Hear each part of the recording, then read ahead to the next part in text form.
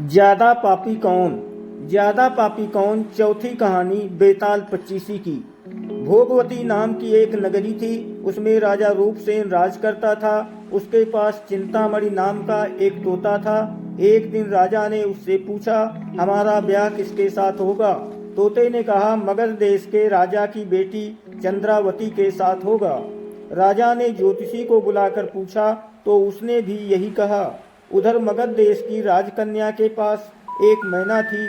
उसका नाम था मदन मंजरी। एक दिन राजकन्या ने उससे साथ पूछा कि मेरा ब्याह किसके साथ होगा, तो उसने कह दिया कि भोगवती नगर के राजा रूपसेन के साथ। इसके बाद दोनों का विवाह हो गया। रानी के साथ उसकी मैना भी आ गई। राजा रानी ने तोता मैना का ब्याह करके उन्हें एक पिंजरे में रख दिया। एक दिन की बात, तोता मैना में बहस हो गई। मैना ने कहा, आदमी बड़ा पापी, दगाबाज और अधर्मी होता है। तोते ने कहा, स्त्री झूठी, लालची और हत्यारी होती है। दोनों का झगड़ा बढ़ गया तो राजा ने कहा, क्या बात है, तुम आपस में लड़ते क्यों हो। मैना ने कहा, महाराज, मर्द बड़े बुरे होते हैं। इसके बाद मैना ने एक कहानी सुनाई। इलापुर नगर में महाधन नाम का एक सेठ रहता था। विवाह के बहुत दिनों के बाद उसके घर एक लड़का पैदा हुआ। सेठ ने उसका बड़ी अच्छी तरह से लालन पालन किया, पर लड़का बड़ा होकर जुआ खेलने लगा। इस बीच सेठ मर गया। लड़के ने अपना सारा धन जुए में खो दिया। जब पास में कुछ न बचा तो वो नगर छोड़कर चंद्रपुरी नामक नगरी में जा पहुंचा। वहाँ हेमगुप्त नाम का साहूकार रहता था। उसके पास जाकर उसने अपने पिता का परिचय दिया और कहा कि मैं जहाज लेकर सौदागरी करने गया था, माल बेचा, धन कमाया, लेकिन लौटते में समुद्र में ऐसा तूफान आया कि जहाज डूब गया और मैं जैसे तैसे बचकर यहाँ आ गया। उस सेठ के एक लड़की थी, रत्नावती। सेठ को बड़ी खुशी हुई कि घर बैठे इतना अच्छा लड़का मिल गया।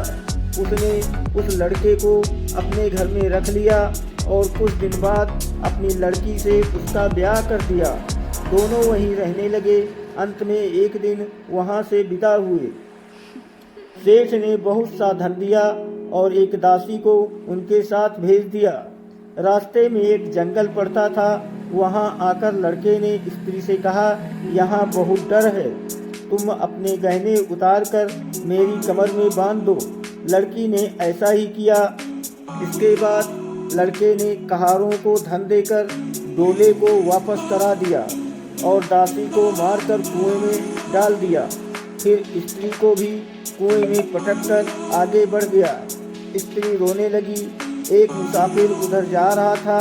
जंगल में रोने की आवाज़ सुनकर वो वहां आया।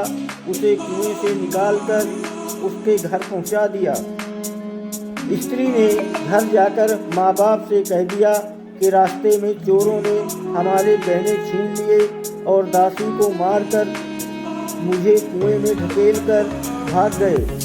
बाप ने उसे ढाढ़स बंधाया और कहा कि तू चिंता मत कर, तेरा स्वामी जीवित होगा और किसी दिन आ जाएगा। उधर वो लड़का जेवर लेकर शहर पहुंचा। उसे तो जुए की लत लगी थी। वो सारे गहने जुए में हार गया।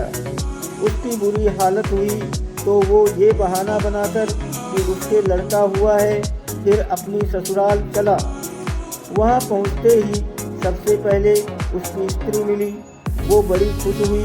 उसने पति से कहा, आप कोई चिंता ना करें, मैंने यहाँ आकर दूसरी ही बात कही है। जो कहा था वो उसने बता दिया।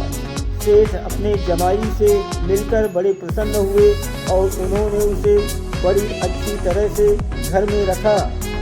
कुछ दिन बाद एक रोज जब वो लड़की गहने पहने सो रही थी, उसने चुपचाप छुरी से उसे मार डाला और उसके गहने लेकर चंपत हो गया। मैना बोली, महाराज, ये सब मैंने अपनी आंखों से देखा। ऐसा पापी होता है आदमी। राजा ने तोते से कहा, अब तुम बताओ, स्त्री क्यों बुरी होती है। इस पर तोते ने ये कहानी सुनाई। कंचनपुर में सागर दत्त नाम का एक सेठ रहता था। उसके श्रीदत्त नाम का एक लड़का था। वहाँ से कुछ दूर पर एक और नगर था, श्री विजयपुर। उसमें सोमदत्त नाम का सेठ रहता था। उसके एक लड़की थी, वो श्रीदत्त को ब्याही थी। ब्याह के बाद श्रीदत्त व्यापार करने प्रदेश चला गया। 12 बरस हो गए और वो न आया तो जय श्री व्याकुल होने लगी। एक दिन वो अपनी अटारी पर खड़ी थी कि एक आदमी उसे दिखाई दिया। उसे देखते ही वो उस पर मोहित हो गई। उसने उसे अपनी सखी के घर बुलवा लिया। रात होते ही वो उस सखी के घर चली जाती और रात भर वहाँ रहकर दिन निकलने से पहले ही लौट आती। इस तरह बहुत दिन बीत गए। इस बीच एक दिन उसका पति परदेश से लौट आया। स्त्री बड़ी दुखी हुई। अब वो क्या करे, पति हारा थका था। जल्दी ही उसकी आंख लग गई और स्त्री उठकर अपने दोस्त के पास चल दी। रास्ते में एक चोर खड़ा था। वो देखने लगा स्त्री कहाँ जाती है। धीरे धीरे वो सहेली के घर पहुंची। चोर भी पीछे पीछे गया। संयोग से उस आदमी को सांप ने काट लिया था और वो मरा पड़ा था। स्त्री ने समझा सो रहा है। वहीं आंगन में पीपल का एक पेड़ था जिस पर एक पिशाच बैठा ये लीला देख रहा था। उसने उस आदमी के शरीर में प्रवेश करके उस स्त्री की नाक काट ली और फिर उस आदमी की देह से निकलकर पेड़ पर जा बैठा। स्त्री रोती हुई अपनी सहेली के पास गई। सहेली ने कहा कि तुम अपने पति के पास जाओ और वहाँ बैठकर रोने लगो।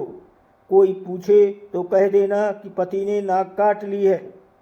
उसने ऐसा ही किया। उसका रोना सुनकर लोग इकट्ठे हो गए। आदमी जाग उठा। उसे सारा हाल मालूम हुआ तो वो बड़ा दुखी हुआ। लड़की के बाप ने कोतवाल को खबर दे दी। कोतवाल उन सबको राजा के पास ले गया।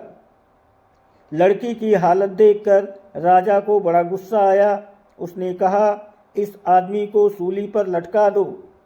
वो चोर वहाँ खड़ा था। जब उसने देखा कि एक बेकसूर आदमी को सूली पर लटकाया जा रहा है तो उसने राजा के सामने जाकर सब सच सच बता दिया। बोला, अगर मेरी बात का विश्वास न हो तो जाकर देख लीजिए, उस आदमी के मुंह में स्त्री की नाक है। राजा ने दिखवाया तो बात सच निकली। इतना कहकर तोता बोला, हे राजा, स्त्रियां ऐसी होती हैं। राजा ने उस स्त्री का सिर मुड़वाकर गधे पर चढ़ाकर नगर में घुमवाया और शहर से बाहर छुड़वा दिया। ये कहानी सुनाकर बेताल बोला, राजा बताओ कि दोनों में ज़्यादा पापी कौन है? राजा ने कहा, स्त्री। बेताल ने पूछा, कैसे? राजा ने कहा, मर्द कैसा ही दुष्ट हो, उसे धर्म का थोड़ा बहुत विचार रहता ही है, स्त्री को नहीं रहता, इसलिए वो अधिक पापिन है। राजा के इतना कहते ही बेताल फिर पेड़ पर जा लटका। राजा लौट कर गया और उसे पकड़ कर लाया। रास्ते में बेताल ने 5वीं कहानी सुनाई जो मैं आपको आगे सुनाऊंगा। कृपया आप सुनते रहें।